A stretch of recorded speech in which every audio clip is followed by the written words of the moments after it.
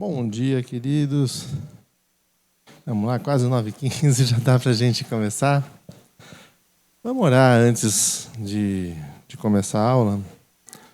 Santo Deus, te agradecemos, Pai, pelo dia, por essa igreja, porque podemos estar aqui.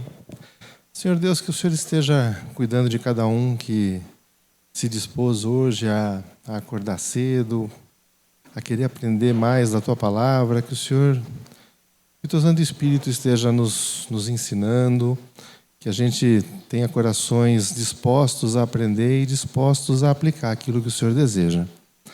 Cuida de cada um nesses minutos, é o que eu peço, em nome de Jesus. Amém. Bom, a gente está estudando o panorama do Antigo Testamento, que foi dividido em 3 grandes blocos, conforme a divisão da Bíblia judaica. E a gente está no segundo desses blocos, que é o bloco dos profetas. Esse bloco não inclui apenas aquilo que a gente chama de livros proféticos, na nossa divisão normal, mas também livros históricos, que a gente costuma chamar de históricos. Tá?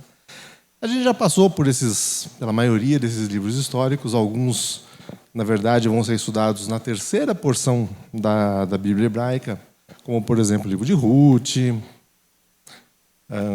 Esqueci os outros. Crônicas, por exemplo, também, ficou para a terceira parte. E, na sequência, aí, quando a gente terminou os chamados atualmente de livros históricos, a gente começou aquilo que a gente chama realmente de livros proféticos. Lembrando que nem todos os livros proféticos que a gente chama estão nesse bloco. Daniel, por exemplo, também está no terceiro bloco, que vão ser os escritos, que a gente vai ver posteriormente. E começamos semana passada. Na verdade, na semana retrasada, a gente deu um panorama geral de questões acerca do profetismo em Israel. Algumas questões que se destacam mais em alguns profetas do que em outros. Algumas questões que são importantes, mas demandam um certo distanciamento para a gente compreender. E semana passada a gente entrou realmente nos livros. Foi o livro de Isaías, o primeiro aí dos grandes livros proféticos. E hoje a gente continua com o livro seguinte, que é o livro do profeta Jeremias. O livro de Jeremias, a gente já vai ver se dá para... Quer dizer, esse é o livro, né? O nome do livro. O livro de Jeremias, do profeta Jeremias, ainda que ele não tenha sido exatamente escrito por ele. A gente também já viu que, frequentemente, os livros do Antigo Testamento não foram escritos por uma única pessoa que sentou, começou a escrever, como a gente faria hoje, e terminou, pronto, o livro está pronto, assinei, autógrafo, ok. Não funcionava assim.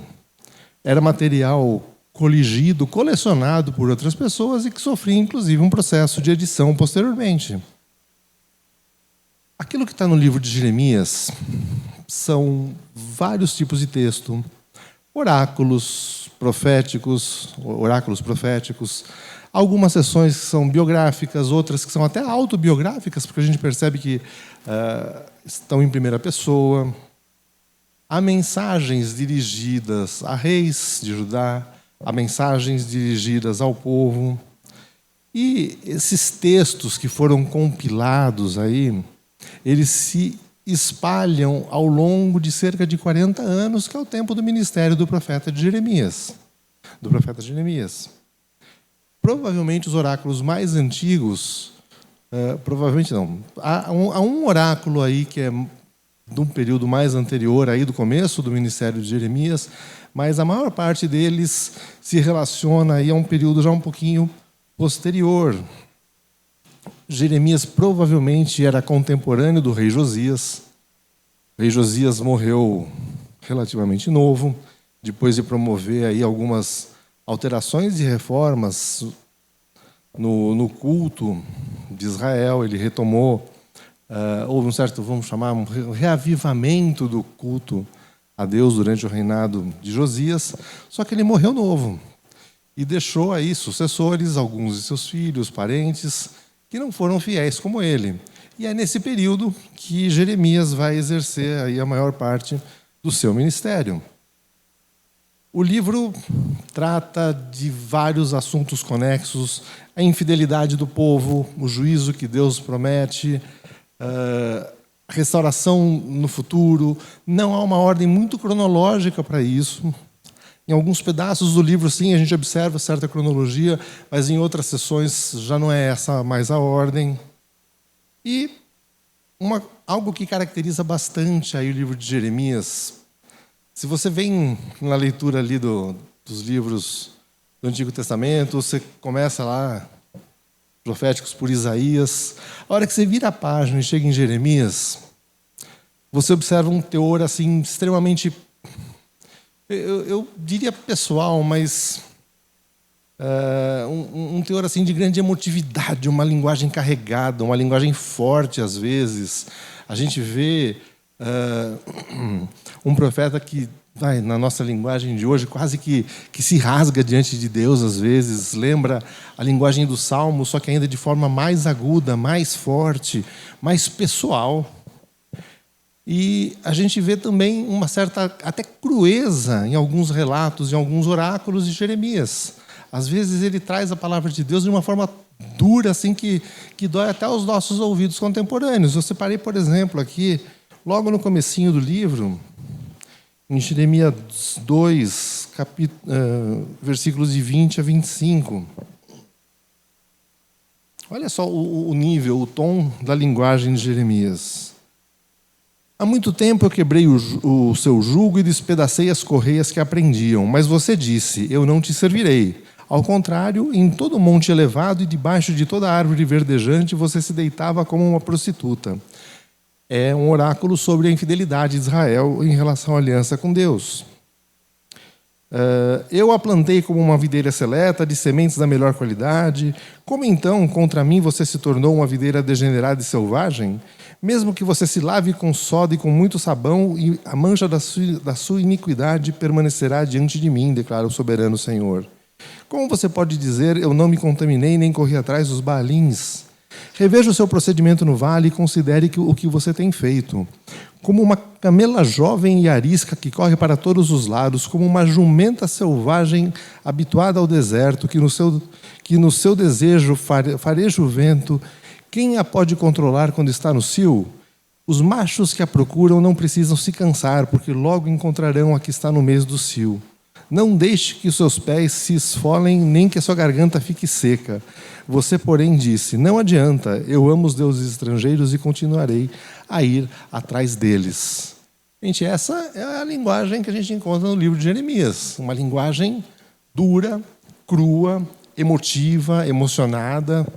A gente vai pensar outros textos para frente, mas essa é uma característica que a gente encontra ao longo de todo o livro. A autoria aí de Jeremias, como a gente já disse, trata-se de material relacionado ao profeta Jeremias, mas o que a gente tem aqui de novidade, algo que às vezes não acontece tanto, não acontece com frequência no Antigo Testamento, a gente tem algumas indicações do processo de composição desse livro. Lá no capítulo 36, a gente encontra a narrativa de que depois de cerca de 20 anos do início do ministério de Jeremias, Deus mandou que ele registrasse aquilo que ele havia trazido como mensagem. E ele dita o conteúdo aí do que seria esse livro a um escriba, Baruque. Ele escreveu tudo num rolo, Jeremias leva esse rolo para o rei, no caso o rei Joaquim, e o rei Joaquim manda rasgar esse livro. Manda destruir, e o que Jeremias faz? Dita tudo de novo para Baruque, inclusive acrescentando algumas coisas. Então, há uma certa participação mais efetiva aqui do próprio Jeremias e há um registro de como esse livro foi composto. A gente encontra relatos em terceira pessoa, provavelmente, ou tradicionalmente as pessoas atribuem esses relatos em terceira pessoa ao próprio Baruque, e nunca se descarta, em se tratando de Antigo Testamento, um processo posterior de edição, juntando um material diverso, todo relacionado a Jeremias. Gente, tranquilo com isso? É algo que em todos os livros a gente tem acontecido, mas a gente tem percebido, mas às vezes traz um pouquinho aí de estranhamento. tudo bem com essa questão do livro de Jeremias não ter sido escrito por Jeremias da primeira à última linha? Joia. A divisão aí do livro. Aliás, uma curiosidade, um momento quiz bíblico. Jeremias, por muitos, é considerado o maior livro da Bíblia. Em número de palavras, ele é o maior livro. A gente, às vezes, o pessoal conta os salmos, tudo, mas se for registrar em número de palavras, a gente vai perceber aí que Jeremias é o livro mais longo do texto bíblico. Divisão aí do livro. É uma divisão bastante tradicional. Eu dei uma adaptada aqui de alguns autores que tratam aí tanto de panorama bíblico quanto do próprio livro de Jeremias. E a gente pode dividir o livro da seguinte forma. Eu misturei a divisão que é mais ou menos consenso e coloquei alguns trechos específicos com nomes que historicamente foram dados a algumas dessas porções. Primeiro, os escritos anteriores ao exílio, do capítulo 1 ao capítulo 24. A gente encontra primeiro, no capítulo 1, o chamado de Jeremias. Capítulos 2 e 3, aquilo que classicamente se chama o ciclo da prostituição. São diversos oráculos nos quais Deus, vamos dizer, reclama e denuncia a infidelidade de Israel à aliança. Sempre usando a metáfora da prostituição e do adultério. Israel é adúltera e prostituta diante de Deus porque não respeitou a aliança com Ele. E aí são usadas várias metáforas de casamento muito bonitas acerca dos adornos da noiva, uma série de coisas. Esse aí são os capítulos 2 e 3 de Jeremias. É justamente nesses capítulos 2 e 3 que se encontra aquela porção que eu li para vocês no começo, para exemplificar aí a crueza da linguagem do livro de Jeremias. Em terceiro lugar, aqui na divisão, o ciclo dos inimigos, que vai dos capítulos 4 a 10. Dentre essas porções de oráculos, a gente pode destacar o que está no capítulo 7 do livro de Jeremias, que é chamado Sermão do Templo. Vamos dar uma olhadinha nesse Sermão do Templo, capítulo 7 do livro de Jeremias. Eu destaquei algumas coisinhas aqui para a gente conversar. Primeira porção aí desse capítulo que eu separei, e é uma das razões pelas quais é chamado o Sermão do Templo, Jeremias, ele contrasta a religião de Israel com aquilo que deveria ser. E um dos exemplos que ele dá é: olha, vocês vêm aqui no templo, vocês fazem sacrifício, está tudo bonitinho, vocês acham que vocês estão fazendo tudo certo, só que fora do templo vocês se comportam de forma completamente diferente. E a gente encontra aqui, por exemplo, nesse pedacinho que eu separei, versículos 9 a 11, um pouquinho sobre isso. Vocês pensam que podem roubar, matar, cometer adultério, jurar falsamente, queimar incenso a Baal, seguir outros deuses que vocês não conheceram e depois vir e permanecer diante de mim neste templo que leva o meu nome e dizer: estamos seguros? Seguros para continuar com todas essas práticas detestáveis? Esse templo que leva o meu nome tornou-se para você um covil de ladrões. No entanto, eu mesmo estou vendo isso, declara o Senhor. Jeremias, trazendo a palavra de Deus, está enfatizando: olha, não adianta como vocês se comportam aqui dentro, se do lado de fora vocês estão fazendo absolutamente tudo que é possível de errado. Eu vou pular aqui o versículo 16, a gente já volta para ele, e trazer aí dois detalhes. Primeiro, o versículo 18, que seria até bonitinho, não fosse o que ele está retratando na verdade. Versículo 18 aí de Jeremias 7. Os filhos ajuntam a lenha, os pais acendem o fogo e as mulheres preparam a massa e fazem bolos para a rainha dos céus. Além disso, derramam ofertas a outros deuses para provocarem a minha ira. Olha que cenário familiar bonitinho. A gente tem a família inteira, os filhos pegando lenha, os pais acendendo fogo, as mulheres fazendo massa de bolo. Seria lindo não fosse isso oferenda a outros deuses.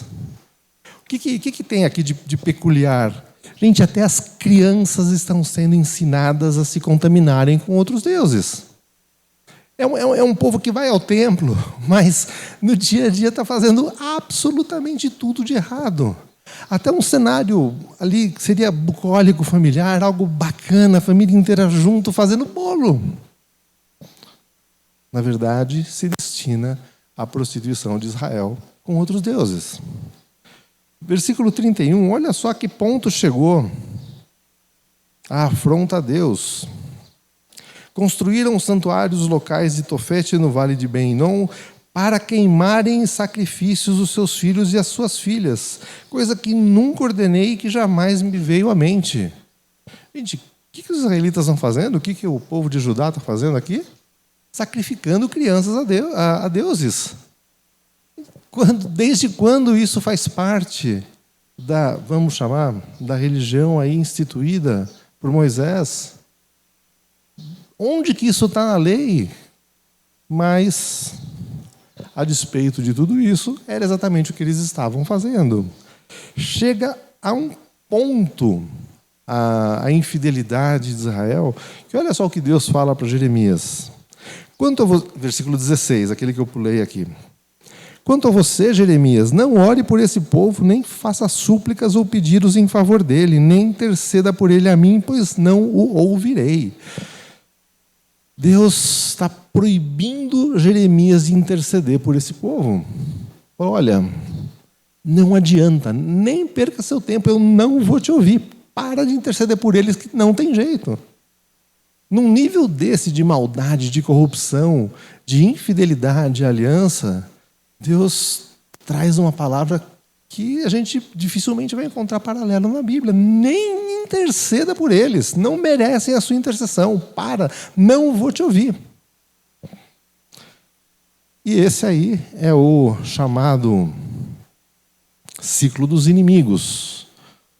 A quarta porção, terceira porção, né? Na verdade, isso, terceira porção do livro de Jeremias. Gente, tudo bem aí com a intensidade desse texto, dá para entender o quanto Deus está irado com a infidelidade de Israel? Mas vamos lá. A partir do capítulo 11, uma porção que vai do capítulo 11 ao capítulo 20, chamados Confissões de Jeremias. É por conta dessas porções aqui, por esse pedaço do livro, que muitas pessoas lembram, né, que Jeremias, chamado profeta chorão. Mas, enfim, a gente tem aí uma série de, às vezes, Jeremias conversando com Deus, oráculos, no sentido de explicar o que está acontecendo, por mais triste que seja. E a gente pode destacar aí uma passagem super conhecida de todos nós. Eu só anotei aqui, a gente não vai ler agora.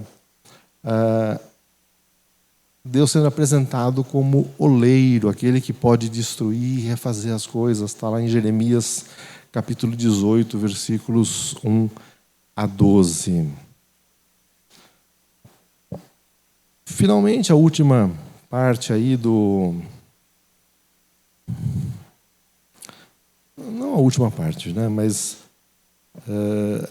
logo em seguida, capítulos 21 a 25, anúncios diversos acerca do juízo de Deus. Israel e as nações vizinhas vão beber o cálice do juízo de Deus, que vai ser trazido por um povo, que no começo é chamado de povo que vem do norte, e por fim é apresentado como a Babilônia. Jeremias passou todo o livro até aqui lamentando, chamando ao arrependimento, lamentando mais, chamando ao arrependimento, exagerando na linguagem, se rasgando diante de Deus, chorando, clamando, até que Deus fala: para com isso que eu vou punir esse povo, não tem mais conversa, para de interceder por eles. E então, Deus finalmente anuncia aí o juízo que vai trazer sobre Israel. Interessante que mesmo no contexto desse juízo, a gente ainda encontra uma das passagens mais lindas do livro, que é sobre esperança. Eu destaquei aqui, vamos ler. Aquelas passagens que tantas vezes a gente fala, mas não tem ideia de onde está, né? Está aqui Jeremias 23, capítulos 3 a 6. Apesar de toda essa destruição, olha só o que Deus anuncia aqui.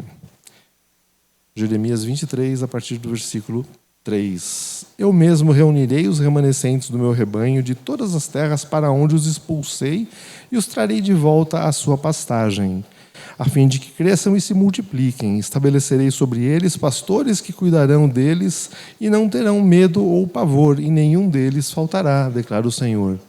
Dias virão, declara o Senhor, em que levantarei para Davi um renovo justo, um rei que reinará com sabedoria e fará o que é justo e direito na terra. Nos seus dias, Judá será salva e Israel viverá em segurança. E esse é o nome pelo qual será chamado: o Senhor é a nossa justiça.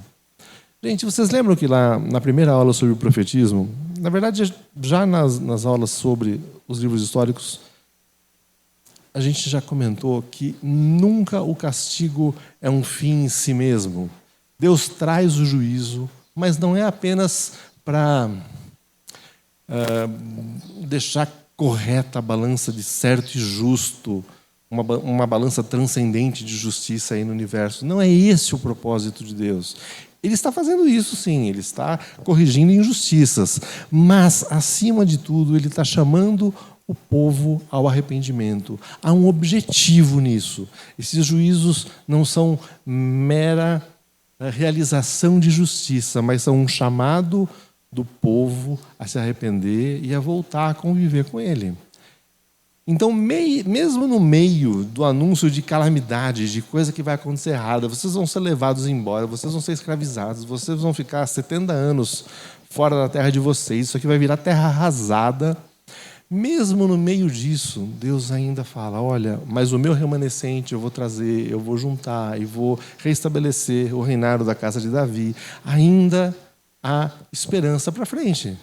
E esperança conectada com tudo aquilo que ele já prometeu. Um rei eterno, descendente de Davi e assim por diante. Deus está prometendo: olha, há um propósito no juízo. E eu vou restaurar todas as coisas.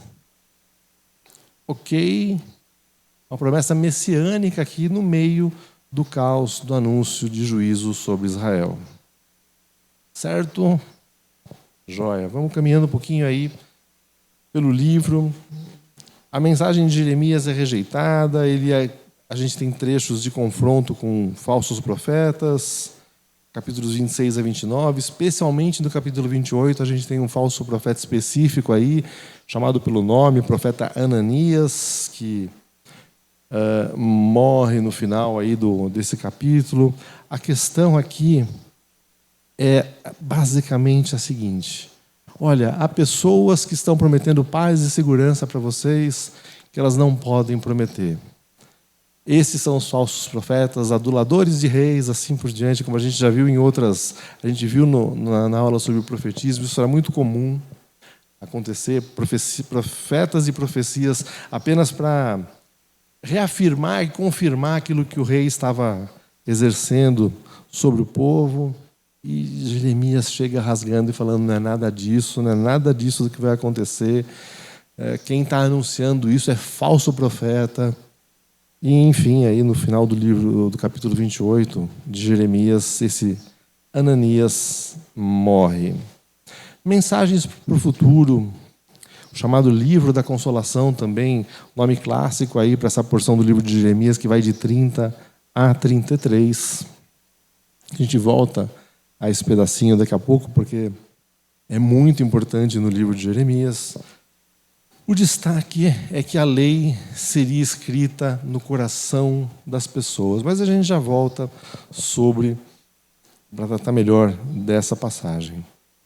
Capítulos 34 a 45, história sobre o cerco e destruição de Jerusalém, e Jeremias é levado para o Egito. O povo é levado exilado para a Babilônia, e Jeremias levado contra a sua vontade, junto com algumas pessoas que fogem para o Egito. Por fim, o livro termina aí com porções de julgamentos. Primeiro, sobre todas as nações, como Israel e as nações circunvizinhas. Deus vai usar a Babilônia para exercer esse juízo, capítulos 46 a 49. E, por fim, a própria Babilônia vai ser julgada, capítulos 50 e 51. E um apêndice histórico aí, no capítulo 52, um trechinho do que a gente já viu quando a gente estudou o livro de Reis. No próprio exílio, o rei Joaquim é colocado em liberdade. O livro termina assim com um tonzinho de esperança no meio de todo o sofrimento, de toda a tristeza que a gente encontra nesse momento histórico do povo de Israel em exílio. Ufa, a divisão do livro basicamente é essa. Eu separei alguns temas teológicos, alguns deles a gente já abordou, mas eu acho que vale a pena a gente destacar algumas coisinhas aqui do livro de Jeremias. A questão dos falsos profetas está como item 4 aqui nos temas teológicos, mas vamos começar por ela. Qual era o que estava acontecendo historicamente ali em Judá naquele momento e que deu espaço para esses falsos profetas? Vocês vão se lembrar, Israel foi dividido entre Reino do Norte e Reino do Sul, depois da morte de Salomão. O Reino do Norte teve uma sequência de reis todos horríveis e foi levado a cativa, e o povo foi levado cativo pelo Império Assírio. Samaria foi tomada e o povo foi levado para o exílio. A partir daí, se você fosse olhar ali, o que vai acontecer com Judá agora, era uma questão de tempo para, primeiro, a Assíria querer tomar Judá. A gente viu esse momento histórico aí, já nos livros que a gente estudou. O resumo da ópera é que não, a Síria não toma Judá, ela volta lá para os exércitos da Síria voltam lá e deixam Judá de lado por mais cerca de uma centena de anos aí. Eis que surge a potência seguinte. A gente tem na antiguidade, isso não é muito diferente hoje, grandes ciclos de potências políticas e militares. A potência que surge em seguida é o Império Babilônico.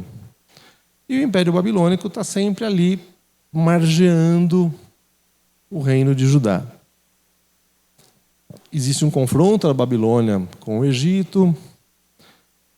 Num determinado momento, o próprio Nabucodonosor já toma Judá, mas ainda mantém a administração, mantém reis ali como que subordinados a ele em Jerusalém. Nesse período, é fomentada certa revolta em Jerusalém, no reino de Judá, e é aí que a gente começa a encontrar Jeremias trazendo os seus oráculos. Basicamente, o tom de Jeremias era o seguinte: olha, Deus está trazendo julgamento sobre vocês. O jeito de vocês sobreviverem é vocês entenderem isso e serem obedientes ao governo de Nabucodonosor. Acontece que outros profetas ficavam fomentando: não, faz aliança com o Egito, vai lá, vamos se opor à Babilônia, porque, olha, a gente está falando de Jerusalém, Deus está aqui, Deus habita no templo, jamais Jerusalém vai ser tomada. E esse era o tipo de discurso dos falsos profetas contra os quais se levanta Jeremias. Olha, vocês estão confiando num Deus que vocês não estão nem seguindo mais. Vocês acham que porque Ele habita, como vocês falam, no templo de Jerusalém, Ele vai preservar vocês do juízo? Não vai. Ao contrário, é Ele que vai trazer exércitos de fora, uma outra nação poderosa para dominar vocês. Esse é o juízo que Deus vai exercer. E esse, então, é o conflito aí de Jeremias com os falsos profetas. Lembrando aqui daquela passagem sensacional que a gente tem lá no livro de Josué, vocês lembram quando Josué está indo em direção a Jericó, ele encontra o anjo que é o líder do exército de Deus e pergunta se ele é a favor ou contra ele. Qual que é a resposta do anjo? Nem a favor nem contra. Deus tem a sua própria agenda. Deus tem a sua própria forma de guiar a história. E aqui a gente pula do item 4 para o item 8 aqui dos temas teológicos que eu destaquei. É Deus quem move a história. Eu trouxe aqui uma citaçãozinha da introdução ao Antigo Testamento do Herbert Lazor, não é Lazor, nossa, Lazor, Herbert e Bush. E de forma bastante perspicaz e que a gente poderia aprender muito sobre isso, eles dizem o seguinte, que os eventos em Judá, no Egito e na Babilônia resultavam muito mais da soberania divina que da política humana. A política humana só podia obter sucesso quando concordava com a vontade de Deus. Quem está castigando Israel? É Deus. Quem está usando exércitos de outras nações? O próprio Deus. Deus não vai ser frustrado nos seus planos. Enquanto fica essa disputa palaciana de estratégia, se alia com o Egito, não se alia com o Egito, finge que está obedecendo Nabucodonosor e faz revolta contra ele, tudo isso são joguetes humanos que não têm nada a ver com o mover de Deus. Isso foi verdade naquela época, isso é verdade hoje. Deus tem a sua agenda e é Ele que soberanamente conduz a história. Os profetas esqueceram disso, esses falsos profetas, né, esqueceram disso naquela época. Os reis de Judá esqueceram isso. A população de Judá esqueceu disso e confiava aí quase que tratando o templo como um amuleto. Não, enquanto a gente estiver aqui ao redor do templo, Deus habita aqui, não tem povo que vá dominar a gente. Muito pelo contrário, vai ter sim, porque é o próprio Deus escolhendo exercer juízo sobre essa nação. Gente, tudo bem em relação a isso? Então, um tanto doído, mas absolutamente verdadeiro. Deus tem os seus propósitos. E Ele está, de certa forma, fazendo com que tudo coincida, tudo converja para ele. Converja? Eita! Enfim, isso aí. Deixa pra lá. Ai, ai, nossa, português é uma linguinha miserável. Achei que fosse me responder, convirja. Manda.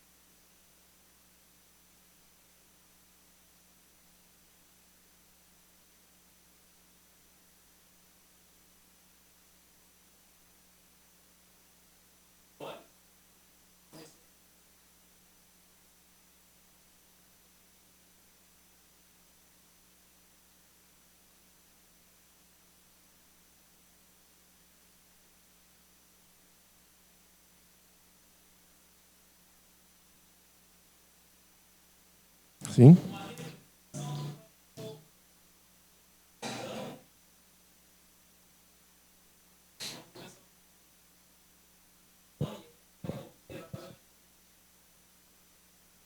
Adão e Eva, o que vocês fizeram, né?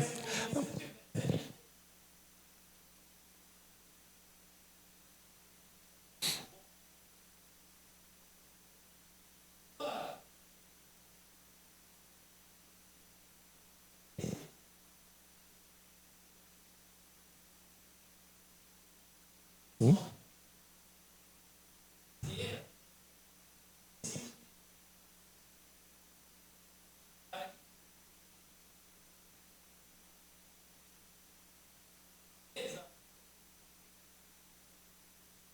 Sim.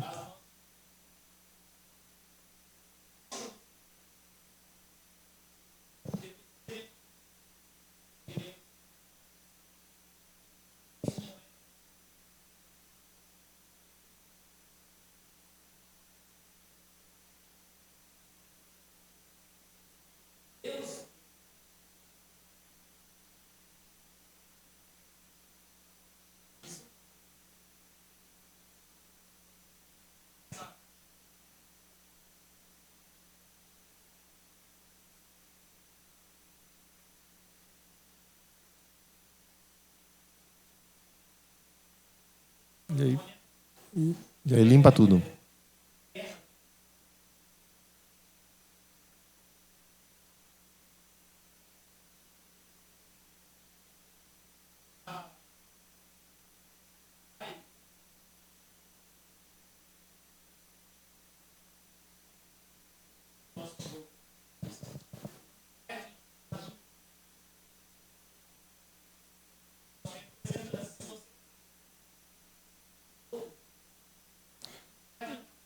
Não vai durar muito tempo. Não, inclusive por isso, Juliana, que eu fiz questão de trazer aquele trechinho da família inteira cozinhando seus bolinhos. Eu achei aquilo, sabe, é algo que seria... Tá lá, o pai normal, o pai de família, a mãe de família, os filhos, todos eles vivendo a corrupção e a infidelidade, a aliança. E realmente, verdade, concordo plenamente. Não quero nem seguir muito daí, que aí eu vou sair de Jeremias e entrar na minha cabeça, mas concordo plenamente. Outro aspecto aí, bastante marcante no livro de Jeremias, o contraste entre aquilo que alguns chamam de velha Torá e nova Torá. É lógico que há mais uma continuidade aí do que um contraste, mas a ideia é de que a nova aliança ela é ainda mais pessoal do que o contrato matrimonial violado por Israel. A nova aliança ela não é mais inscrita em leis que vão ser lidas e conhecidas e estudadas e ensinadas, mas a nova aliança é inscrita no coração das pessoas e traz perdão de pecados que deveriam ensejar julgamento. A gente tem aí outra passagem muito famosa no livro de Jeremias, especificamente é o capítulo 31, versículo 33, mas eu trouxe o pedacinho inteiro que vai do 31 ao 34, que diz o seguinte: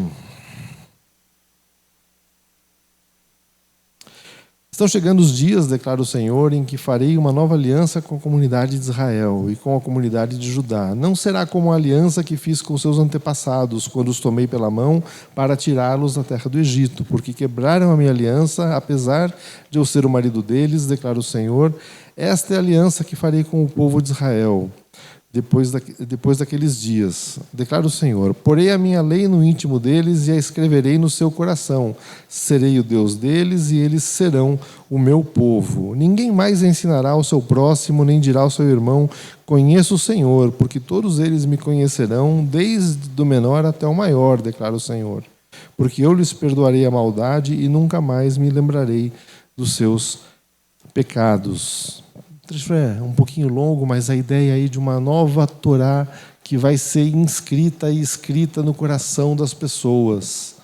Nossa, não queria falar nesses termos, mas há uma pessoalidade, uma intimidade maior do ensino aqui, da lei e da vontade de Deus. Isso tem a ver com um movimento que acontece no livro de Jeremias, recuperando algo que a gente já encontrava nos Salmos. Eu tenho um pouco de receio de falar sobre isso, porque se a gente for mal interpretado, a gente vai cair num extremo aí. Mas a verdade é que o livro de Jeremias ele traz uma ênfase num lado menos corporativo da relação de Deus com o seu povo. Nos outros, em outras passagens do Antigo Testamento, a gente tem muito essa relação de Deus com o povo considerado no todo. Em alguns dos salmos e em Jeremias, a gente encontra uma característica um pouco diferente, que não afasta a primeira, e eu friso, eu gravo, coloquem isso em caixa alta, não afasta o aspecto corporativo, mas acrescenta uma pessoalidade maior. Há um caráter no relacionamento de Jeremias com Deus que vai além daquilo que a gente encontra em outras porções aí do Antigo Testamento. Jeremias foi preparado desde o ventre materno. A palavra de Deus era para ele como fogo ardente nos seus ossos, está lá em Jeremias 20, capítulo 20, versículo 9. E nem a incompreensão da família dele, perseguição, os seus opositores conseguiam abalar a sua confiança. Aliás, quando Jeremias se confronta com falsos profetas, quando o próprio Jeremias tem dúvidas sobre o que ele está fazendo, Deus chega e fala: olha, eu vou preservar você, Jeremias. Fique em paz. Isso está em Jeremias 15, versículos 20 e 21. Então, de novo, gente, isso não afasta o caráter corporativo do relacionamento de Deus com o seu povo, mas traz uma cor nova, diferente, acrescenta aqui na paleta de cores do relacionamento de Deus com o seu povo e conosco esse caráter mais pessoal, mais próximo. Ok? Isso não é espaço para religião personalista, individualista. A religião, ela é o mover de Deus, o relacionamento de Deus com o seu povo, ele é corporativo, mas ele não deixa de ser pessoal também. Ok? Joia. Vamos lá. O que ficou aqui de... Tem a questão, eu destaquei aqui, né, o item 6 de temas teológicos, a Babilônia como arquétipo do orgulho e da rebeldia. Muitos dos oráculos contra a Babilônia, lá dos capítulos 50 e 51, vão ser retomados, especialmente em Apocalipse 18. Mas, por fim, eu não poderia terminar sem abordar aqui algo que a gente já falou aulas atrás, e eu acho importante a gente falar de novo. Todo o juízo de Deus, o exílio, o êxodo, tudo isso sob o controle dele, tem um propósito. O êxodo e o exílio são uma experiência espiritual que Deus coloca ao seu povo e que é fundamental para Israel e para o próprio reaproximar da espiritualidade do povo em relação a Deus. A gente vai encontrar isso, por exemplo, aqui em Jeremias 29, versículos 11 em diante. O povo está no exílio, ok? Mas mesmo assim, olha só. Isso mesmo? 29, 11 e 13, ok. Depois leiam com calma os versículos anteriores, tá? O começo do versículo 29. Aliás, o capítulo 29 inteiro é muito interessante. É nessa porção do livro de Jeremias que a gente vê o povo sendo estimulado a viver bem na Babilônia. Construam casas, habitem nelas, plantem jardins, comam os seus frutos, casem-se, tenham filhos e filhas. E assim vai, olha, sigam a sua vida, trabalhem para o bem comum. Mas, enfim, chega aí no versículo 11, olha só. Passagem que todos vocês conhecem, talvez em outros contextos, mas vamos lá. Porque sou eu que conheço os planos que tenho para vocês, declara o Senhor. Planos de fazê-los prosperar, não de causar dano, planos de dar a vocês esperança e um futuro. Então vocês clamarão a mim, virão orar a mim, e eu os ouvirei. Vocês me procurarão e me acharão quando me procurarem de todo o coração. Eu me deixarei ser encontrado por vocês, declara o Senhor, e os trarei de volta do cativeiro. Eu os reunirei de todas as nações e de todos os lugares para onde os dispersei, e os trarei de volta para o lugar de onde os deportei, declara o Senhor. Eu não quero enfatizar aqui o aspecto profético, no sentido de visão do futuro, mas eu queria colocar isso sob a lente do propósito de Deus no mover da história. Deus permitiu que o povo fosse para o exílio? Permitiu. Aliás, Deus, de certa forma, moveu a Babilônia para que conduzisse o povo de Israel ao exílio. Lembrem-se, o próprio Deus falou que não ia ouvir mais a intercessão de Jeremias pelo seu povo, porque ele iria fazer isso. Mas ele também disse que havia um remanescente, que haveria um remanescente, a gente já leu sobre isso há pouco, e ele também disse que isso estava no processo de restauração. Deus move a história, move as nossas vidas, visando esse propósito. Eu falei alguns domingos atrás que existe um propósito, que a história ela não é só teológica, ela é teleológica, há um propósito, há um sentido, há algo que Deus mira na frente e é isso que Ele está cumprindo. Essa passagem não é uma passagem sobre prosperidade, sobre riqueza, sobre sucesso. É uma passagem sobre restauração, sobre um Deus que se reaproxima do seu povo e que, mesmo no caos, no exílio, na desgraça, ele continua com os olhos fitos, seguros sobre o seu povo e garante a eles: olha, eu vou restaurar o meu relacionamento com vocês, eu vou restaurar todas as coisas. O mesmo Deus que anunciou que não admitiria mais intercessão por Judá, ele fala: eu vou me deixar encontrar por vocês. É um Deus que deseja esse relacionamento com o ser humano. Às vezes Jeremias é chamado de profeta chorão, eu até trouxe aqui algumas passagens que enfatizavam isso, mas não se esqueçam que Jeremias está trazendo a palavra de Deus. Tem as palavras de Jeremias também, é lógico, mas quem está mais entristecido com a infidelidade de Judá? É o próprio Deus. Jeremias é chamado profeta chorão, mas as lágrimas que são derramadas são lágrimas como que de Deus. E esse Deus conduz a história rumando à restauração. Ok, gente? Tudo bem com o livro de Jeremias? Joia. Semana que vem a gente continua aí, livro de Ezequiel. E algumas ideias até vão ser recuperadas aí, como eu disse na aula sobre introdução ao profetismo. Alguns temas são comuns a todos os profetas, alguns são mais específicos, mas essa ideia central do chamamento ao arrependimento, do juízo e da restauração, isso é encontrado em absolutamente todos os profetas, porque isso é o grande mover de Deus na história da humanidade. É um Deus, nós temos um Deus que quer se relacionar conosco, individual e corporativamente. É um Deus que deseja se relacionar com o seu povo e ele anuncia que isso vai acontecer.